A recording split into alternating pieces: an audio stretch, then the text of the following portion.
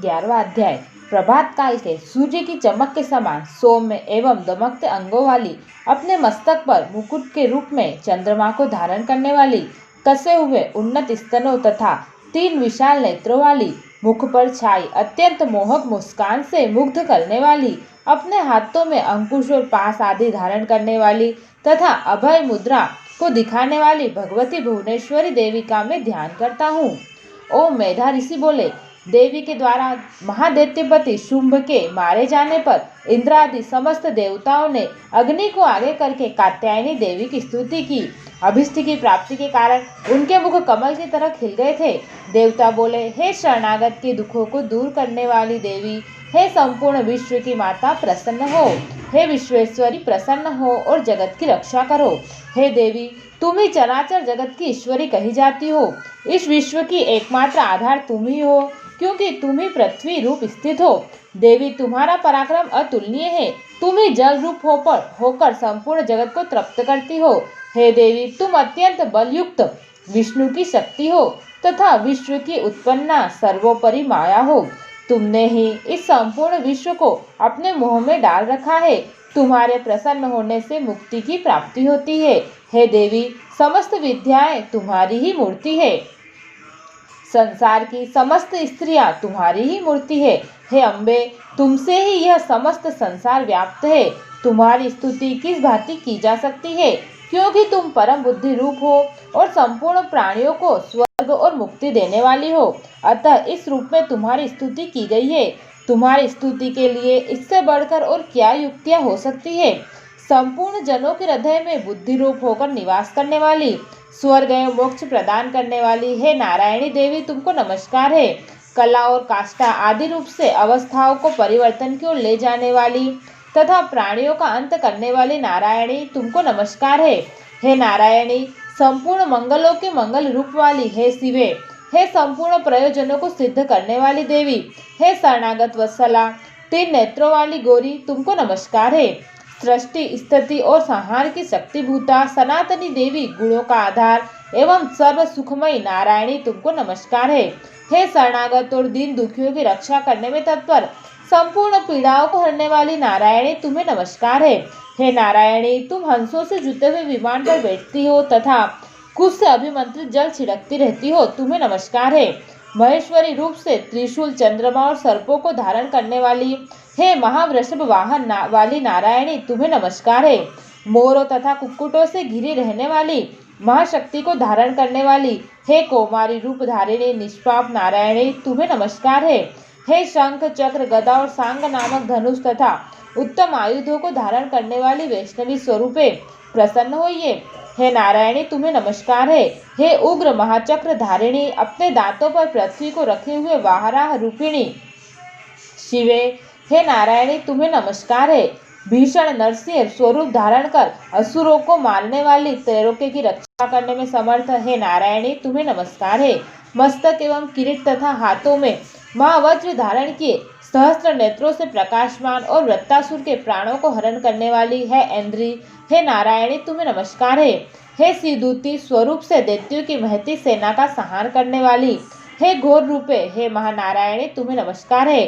डालों के कारण मुख विकराल मुख वाली, मुंडमाला से सुशोभित मुंड असुर को मारने वाली, हे चामुंडे, हे नारायणी, तुम्हें नमस्कार है। हे लक्ष्मी, लज्जा, महाविद्या, श्रद्धा, पुष्टि, स्वधा, ध्रुवा, महारात्रि, महाविद्या रूपी नारायणी, तुम्हें नमस्कार है।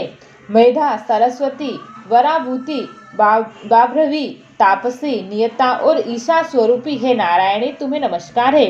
हे सर्वस्वरूपा सर्वेश्वरी, सर्वशक्तिमान, हे दुर्गे, समस्त भयों से हमारी रक्षा कीजिए, तुम्हें नमस्कार है। हे कात्यायनी, 3 नेत्रों से विभूषित मुख वाली, हमारी सभी भयों से रक्षा करो, तुम्हें नमस्कार है। हे भद्रकाली, ज्वालाओं के समान भयानक तथा समस्त असुरों का विनाश करने वाली, तुम्हारा त्रिशूल हमारी सभी भयों से रक्षा करे, तुम्हें नमस्कार है। हे देवी, अपनी ध्वनि से संपूर्ण विश्व को व्याप्त कर असुरों के तेज का विनाशक तुम्हारा घंटा समस्त पापों से उसी प्रकार हमारी रक्षा करे जैसे माता अपने पुत्रों की रक्षा करती है।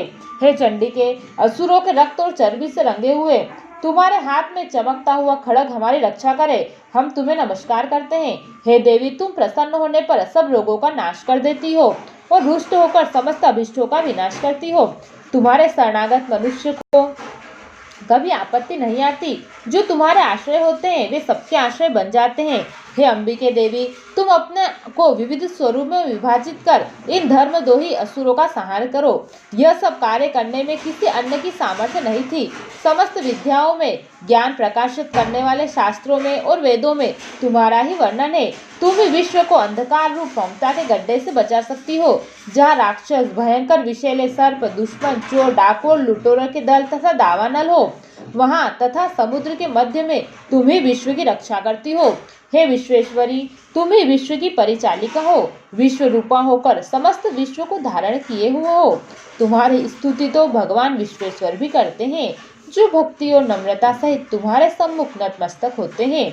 वे संपूर्ण विश्व के आश्रय होते हैं। हे देवी, तुम प्रसन्न हो। इस समय तुमने असुरों का विनाश करके तत्काल ही हमारी रक्षा की है। उसी तरह हमारे असुरों से सदा रक्षा करते रहना। संपूर्ण विश्व के पापों तथा उत्पात के कारण पैदा होने वाली महामारी आदि सभी बड़े बड़े उपद्रवों को शीघ्र ही दूर करे। विश्व के समस्त दुखों को दूर करने वाली देवी, हम तुम्हारे चरणों में पड़े हुए हैं। हम पर प्रसन्न होइए। त्रैलोक्य निवासिनी की पूजनीय परमेश्वरी, हम पर प्रसन्न होकर वर दे। देवताओं द्वारा की गई स्तुति से प्रसन्न होकर देवी बोली, हे देवगण, मैं वरदान देने वाली हूँ। जगत के उपकार को करने वाली अभिष्ट वरदान मुझसे मांगो, मैं अवश्य दूंगी। देवता बोले, हे अखिलेश्वरी, आप इस त्रैलोक्य की समस्त बाधाओं का समन कर हमारे शत्रुओं का विनाश करती रहिए। देवी बोली, वैवस्वत मंन्वंतर के 28वें युग में शुंभ और निशुंभ नामक दोनों महासुर पैदा होंगे। तब मैं नंद गोप के घर में उनकी स्त्री यशोदा के गर्भ से उत्पन्न होकर विंध्याचल पर्वत पर उन दोनों महासुरों का संहार करूंगी। तत्पश्चात पृथ्वी पर अत्यंत उग्र स्वरूप से अवतार लेकर वे प्रचित नामक असुरों का विनाश करूंगी। उन वे प्रचित नामक असुरों का भक्षण करते समय मेरे दांत अनार के फूल के समान लाल लाल दिखेंगे। उस समय स्वर्ग से देवता और मृत्यु लोक से मनुष्यगण मेरी निरंतर स्तुति करते हुए मुझे रक्तदंती का नाम से पुकारेंगे। फिर पृथ्वी पर 100 वर्ष तक अनावृष्टि के कारण मुनियों द्वारा प्रार्थना करने पर मैं बिना गर्भ से पृथ्वी पर उत्पन्न होंगी। तदंतर 100 नेत्रों से मुनियों को देखूंगी। अतः मनुष्य मुझे शताक्षी नाम से जानेंगे। इसी नाम से मेरी स्तुति करेंगे। हे देवताओं, तदंतर मैं अपने शरीर से उत्पन्न शाकों द्वारा जब तक वर्षा नहीं होगी तब तक संपूर्ण विश्व का पालन करूंगी। इस कारण जगत में मेरा शाकंभरी नाम प्रसिद्ध होगा।